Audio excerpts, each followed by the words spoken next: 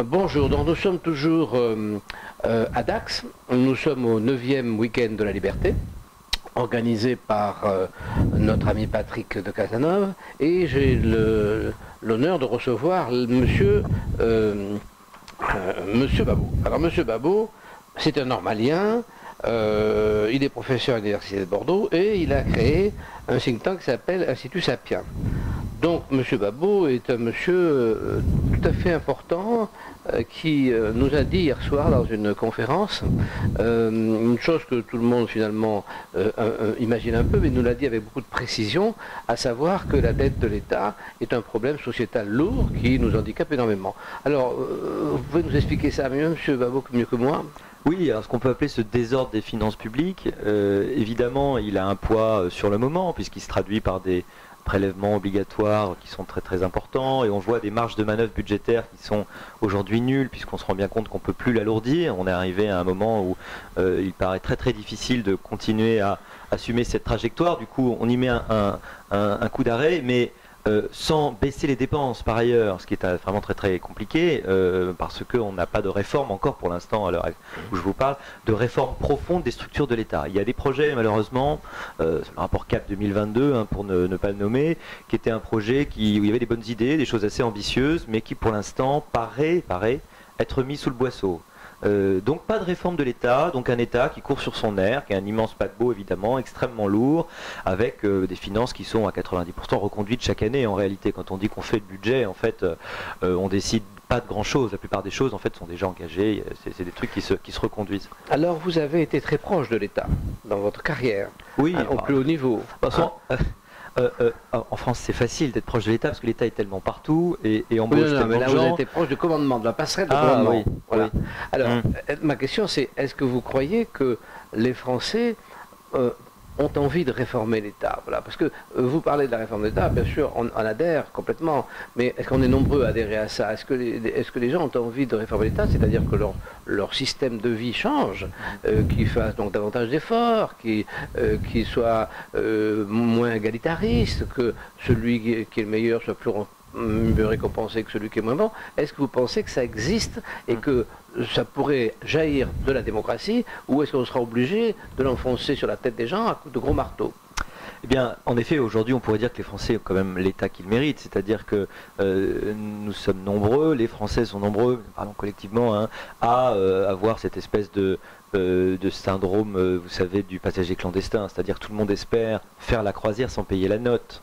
Hein. Donc on espère tous, et on a tous envie, en tout cas beaucoup de Français ont envie d'avoir le plus de services possible, le plus de choses gratuites, en tout cas de choses dont ils ne voient pas les coûts, dont ils ne veulent pas voir les coûts, donc offerts par l'État, et en même temps ne pas payer, on pourrait dire, la contrepartie, hein, qui est à la fois la dette et puis les impôts.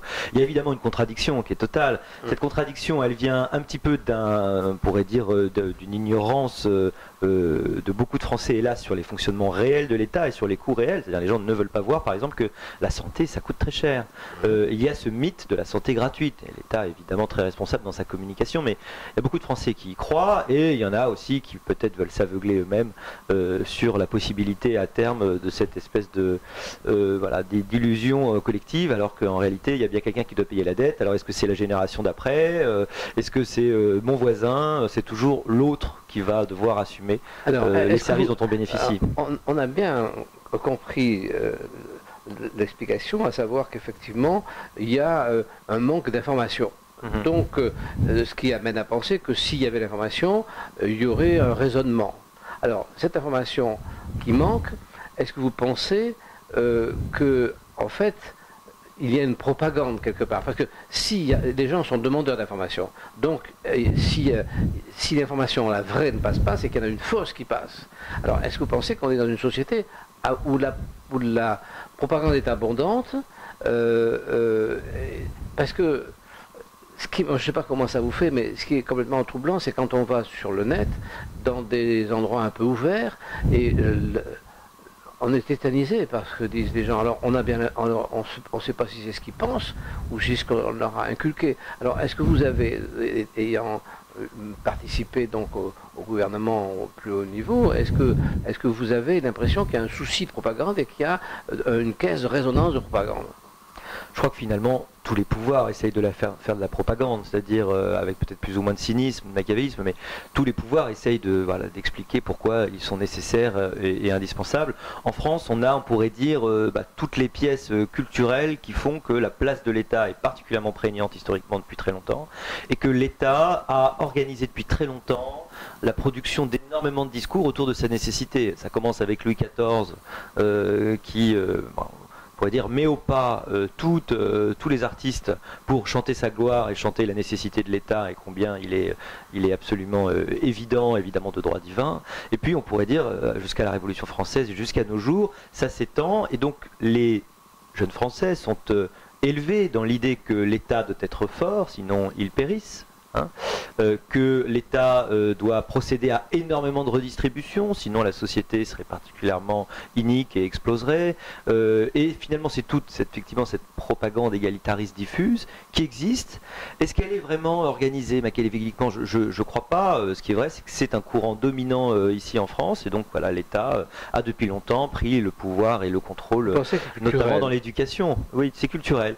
Et c'est très difficile de résister à ce discours, puisque on l'a montré, nous, avec mon institut, puisqu'on a fait un petit rapport sur l'ignorance des Français en économie.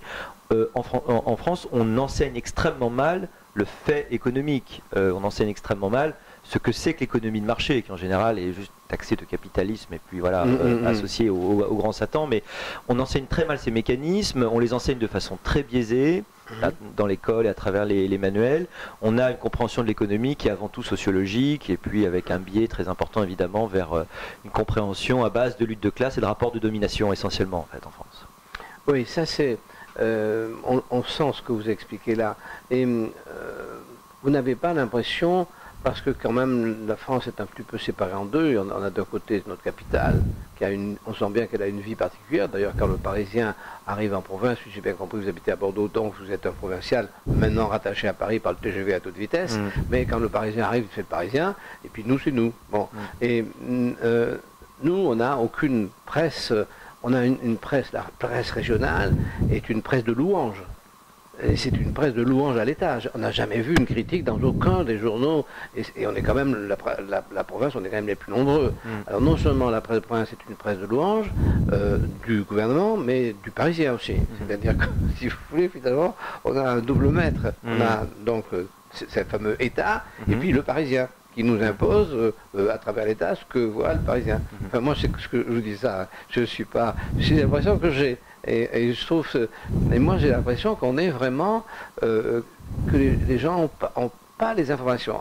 Puisque la vraie question, c'est est-ce que s'ils les avaient, ils changeraient, ou est-ce que c'est parce qu'ils les ont pas qu'ils changent pas? C'est compliqué, ça. Non. Ah, moi, j'ai toujours tendance à penser que les erreurs sont le fruit d'ignorance. Donc moi, j'espère dans l'apprentissage, dans la possibilité de l'éducation, dans le fait que le savoir sauve. Sinon, peut-être que je ne serais pas universitaire si je le croyais pas.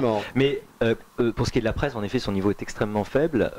Et pour quelle raison? En fait, on a la presse là encore qu'on mérite. La presse, c'est la conséquence de la demande des gens. La demande des gens, c'est la conséquence de leur pauvre savoir, on pourrait dire, sur beaucoup de domaines. Pas la conséquence Malheureusement, on n'a pas une presse qui éduque beaucoup, qui a intérêt. Alors effectivement, au niveau peut-être régional et peut-être dans certains médias nationaux, il y a des effets, évidemment, des effets de cours, on pourrait dire, des effets de soumission au pouvoir. Donc c'est pas réservé à la Pravda de l'Union soviétique.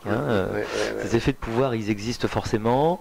Moi, pour connaître un petit peu les journalistes de près, j'ai pas l'impression qu'ils aient besoin qu'on leur dicte leur conduite pour choisir les thèmes qu'ils choisissent. C'est plutôt une sensibilité qui est la leur, ou un ethos global, une atmosphère globale dans laquelle les journalistes en France sont, qui fait qu'on va aborder les problèmes avec une certaine approche, avec une certaine dimension particulièrement égalitariste. On retombe donc sur le culturel qui nous arrive de l'histoire, que vous évoquiez tout à l'heure, que vous avez d'ailleurs évoqué hier, avec une connaissance évidente et extrême. Donc, mais finalement, in fine, c'est désespérant. Parce que si on est les vecteurs d'un passé si lourd qu'on ne se rend même pas compte qu'on est les vecteurs de ce passé, quels sont nos moyens? Parce que combien sommes-nous à penser être lucides? Parce que bon, c'est vrai, mais enfin, il y a une moyenne de lucidité, c'est les chiffres. Là, le déficit, il est là, point.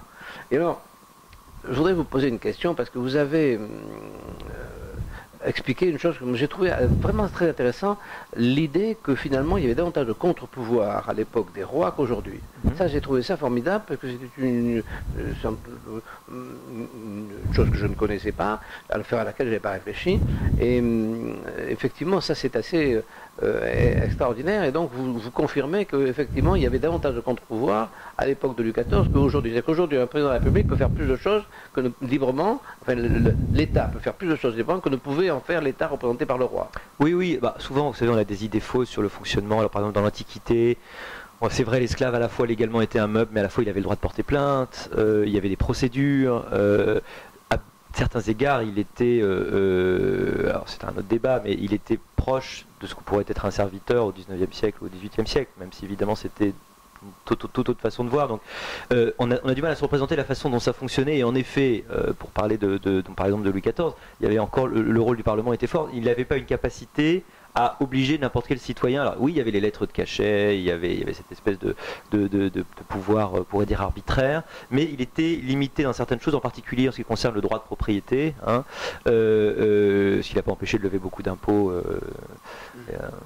Et parfois de s'en vouloir. On a eu des phrases étonnantes où il dit qu'il s'en veut, et puis on l'a rassuré, on a dit mais vous en faites pas, en fait tout ce qui est à vos sujets est à vous, donc vous pouvez le prendre. Donc ça l'a rassuré, dit Louis XIV. Mais le fait est qu'il n'y avait pas, disons qu'à partir de la Révolution française, l'État s'est arrogé des pouvoirs bien plus considérables, bien plus totaux que ne pouvait l'être, pour dire, le pouvoir d'Ancien Régime. L'idée étant qu'à partir du moment où le peuple a pris le pouvoir, hein, c'était l'idée surtout à partir de Robespierre, hein, de la révolution montagnarde, si vous voulez, hein, le peuple ayant pris le pouvoir, il n'était plus nécessaire d'avoir de contre-pouvoir, puisqu'il n'y a pas besoin d'avoir des contre-pouvoirs à soi-même en quelque sorte.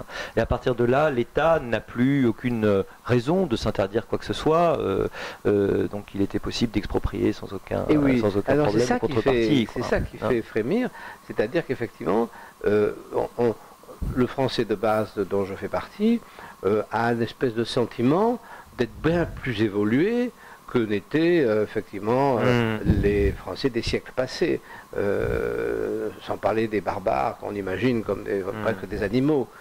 Et en fait, vous dites non. En fait, vous dites, effectivement, tout d'un coup, on a pensé que notre pouvoir, devenant une démocratie, nous appartenait, qu'à partir de là, on avait tous les droits, et que finalement, on donne cette autorisation de tous les droits à des gens qui, effectivement, la prennent, et qui, peut-être, effectivement, nous précipitent, et sont devenus, donc, obèses, quoi, en fait. Des deux conceptions de l'État possibles, on pourrait dire celle vraiment libérale, où il y a les individus d'abord, et un État à qui on délègue, c'est toute l'idée du contrat social, toute une partie de notre liberté, mais juste la partie nécessaire pour qu'on soit libre.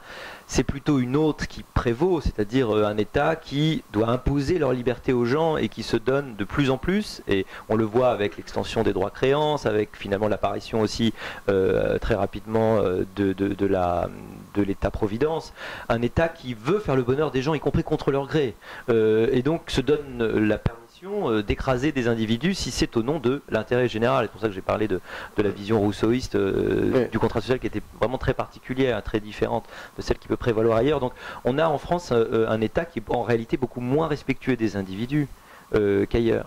Et puis il y a cette fameuse passion de l'égalité dont parlait Tocqueville, hein, qui est terrible. Alors, ce qui se passe aujourd'hui, c'est que le monde va nous rappeler justement peut-être l'inanité de notre système, puisqu'on est un peu les seuls, la France est un peu exceptionnelle de ce point de vue-là, à vivre dans cette espèce de, on pourrait dire, de manie, de monomanie égalitariste. En tout cas, on fait partie des pays où ça prend, je trouve, de plus en plus la forme la plus inquiétante.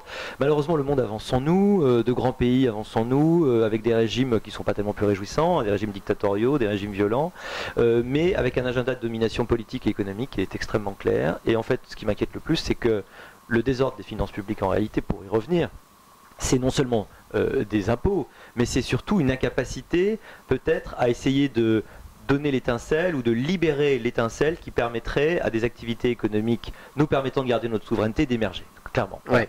Oui, en fait, vous craignez que... Mais est-ce que c'est vraiment franco-français ou est-ce que c'est occidental? C'est occidental, mais vous pouvez enlever les États-Unis, puisque eux en particulier, ils ont réussi à développer ces dominateurs, les GAFA, Google, Amazon, etc. Donc ils sont quand même mieux placés, hein, dans cette course. On pourrait dire européen, sans doute. C'est-à-dire que la vieille Europe aujourd'hui paraît très vieille, en effet. Voilà, donc c'est la vieille Europe qui est touchée, et vous pensez donc qu'il va y avoir effectivement, ça se sent, les États-Unis pour se défendre sont en train d'éliminer le coût qu'on a toujours représenté pour eux, parce qu'ils ont toujours tout payé. Ils ont payé les dégâts de la guerre de 14, ils ont payé les dégâts de la guerre de 40. Enfin, on dit qu'ils ont gagné beaucoup d'argent avec nos faillites, mais en fait, à chaque fois, ils ont payé la facture. Donc là, vous pensez qu'ils vont plus payer parce qu'ils ont besoin de se battre, et que donc on va être plus personne va payer pour nous, et donc on va devenir les soumis par quelque chose. C'est ce que vous craignez. Très exactement, on devient une sorte de champ de bataille. On a une grande naïveté géopolitique quand même en France. On n'a pas compris qu'aujourd'hui la domination, pour l'instant, n'est pas militaire, elle pourrait la redevenir, mais elle est économique, elle se fait à travers la maîtrise des flux d'informations en fait, de plus en plus. Or, la maîtrise de ces flux d'informations, de ces flux de données, on l'a perdu, on l'a pas. On n'a plus les technologies, et c'est pas nous, c'est pas de nos entreprises, c'est pas sur notre terrain.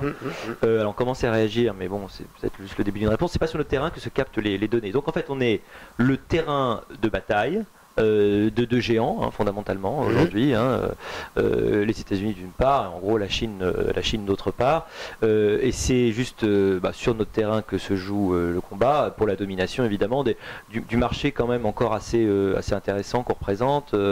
On représente un actif réel quand même, c'est un peu rassurant, mais voilà, l'Europe c'est pas rien, c'est attractif, il y a des actifs, des ressources, un espace aménagé, et puis voilà, c'est un endroit, il y a des jolis monuments, mais au-delà de ça, c'est encore un marché économique qui est important et qui attire beaucoup de convoitises, parce qu'on a encore, malgré finalement le nombre restreint, je sais pas, 500 000, ça dépend qui vous comptez en Europe, mais bon, 500 000, entre 300 et 500 millions de gens, par rapport aux 1,3 milliard de Chinois et à peu près la même chose évidemment d'Indiens, on est tout petit, mais notre poids économique pour l'instant est encore beaucoup plus grand.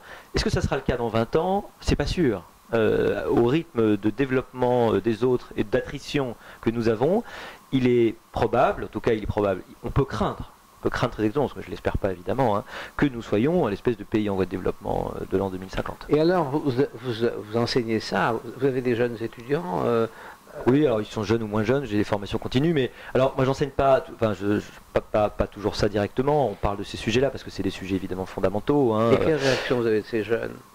Comment ils le vivent? Ils sont dans une situation difficile qu'a un jeune aujourd'hui qui a 20 ans en 2018 ou 24 ans, c'est de se dire d'abord les qualifications vont énormément se bouleverser, l'économie va se bouleverser, ils n'arrivent pas dans un monde stable, ils arrivent dans un monde dont ils savent qu'il va évoluer énormément, et ils sont naturellement inquiets au premier chef par leur emploi, mais c'est normal. Ils trouvent qu'il y a énormément d'incertitudes, peut-être plus qu'il y en a jamais eu. C'est la conséquence des dettes de l'État. Enfin, c'est la conséquence du financement. Enfin, c'est difficile quand on parle des dettes de l'État, parce qu'en fait, il y a deux dettes de l'État. Finalement, il y a une dette qu'il fait immédiatement, et il y a une dette qui projette dans le temps par le fait qu'il affaiblit le pays par sa dette, et que donc ça affaiblit la prospective du pays. Donc c'est une double, si vous voulez, tenaille. Il y a même trois dettes en réalité. Il y a donc la dette officielle, il y a la dette qui n'est pas dans le bilan, c'est-à-dire la dette hors bilan, par exemple l'engagement pour les fonctionnaires, qui la double. Et puis il y a plus que ça, il y a ce qu'on pourrait appeler cette dette du coût d'opportunité. Vous savez, en économie, le coût d'opportunité, c'est le fait que vous n'avez pas fait un investissement qui était meilleur, donc en fait vous perdez la différence pendant que vous avez passé vos ressources avant. Là, il y a un coût d'opportunité, c'est-à-dire que l'argent qu'on dépense à faire des conneries, en gros, à faire n'importe quoi, à distribuer, à saupoudrer, à faire des trucs qui ne marchent pas, on ne le consacre pas à essayer d'encourager vous perdez le capital d'intervention. Voilà, et le temps perdu, chaque mandat perdu, ça, tous les 5 ans qui sont à nouveau perdus quand on part et puis on n'arrive pas à réformer, on n'arrive pas à se libérer et on patauge dans la boue, évidemment, c'est un temps qui a un coût d'opportunité qui est énorme. Ça, c'est peut-être la troisième dette. C'est bien que vous ayez cette prise de conscience parce que vous êtes dans l'âge du pouvoir, c'est-à-dire que on voit bien. J'en suis bien loin, vous savez. Non, mais là, je dirais que l'intérêt de Macron, c'est d'arriver à l'âge où il y a toute une génération qui n'a jamais eu le pouvoir. Il y a toute une génération qui a été sans cesse sous la pression des aînés. Et donc, moi j'en fais partie. Moi j'ai toujours vu que des vieilles barbes au gouvernement. Donc l'avènement de gens dans la quarantaine, c'est quand même, moi je trouve ça extraordinaire. Oui, c'est un signal positif. Et ça, c'est peut-être ça qui pourrait cette espèce de suppression des vieilles barbes, et je crois que c'est irréversible. Je ne pense pas que maintenant, avec ce qui s'est passé avec Macron, je ne pense pas que visuellement, les gens pourraient remettre à la tête du pays une vieille barbe. Donc, je crois vraiment qu'on a eu un changement de génération très important. Ça, c'est très réjouissant. Ça veut dire qu'on a des gens qui sont quand même un peu plus conscients des réalités, des complexités, des changements socio-numériques. Et qui ne vivent pas sur une gloire passage passée. À une économie, vous savez, de l'usage, plutôt de la propriété, qui n'est pas une gloire passée.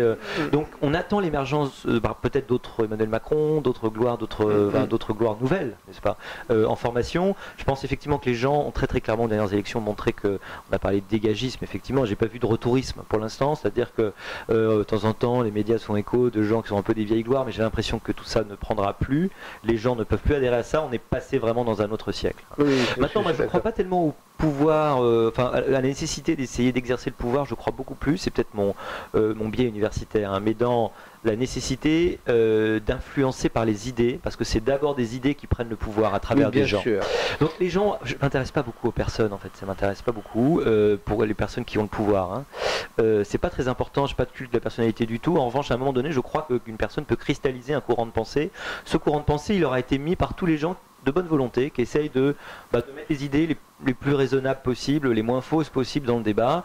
Moi, modestement, et avec d'autres, on essaye d'y contribuer, c'est-à-dire à travers un think tank, on essaie de faire des études, on essaie de contribuer à ce débat public, parce que si on ne le fait pas, d'autres le font. On essaie de mettre les idées les plus raisonnables, et on espère qu'une fois qu'elles seront dans l'air, une fois qu'elles deviendront débattues, une fois qu'on aura proposé des solutions qui seront acceptées un peu par l'opinion, eh bien, viendra tout naturellement un homme politique, quel qu'il soit, qui se saisira de ces idées. Enfin, moi, je serais tout à fait adepte de votre idée si je ne me trompe pas.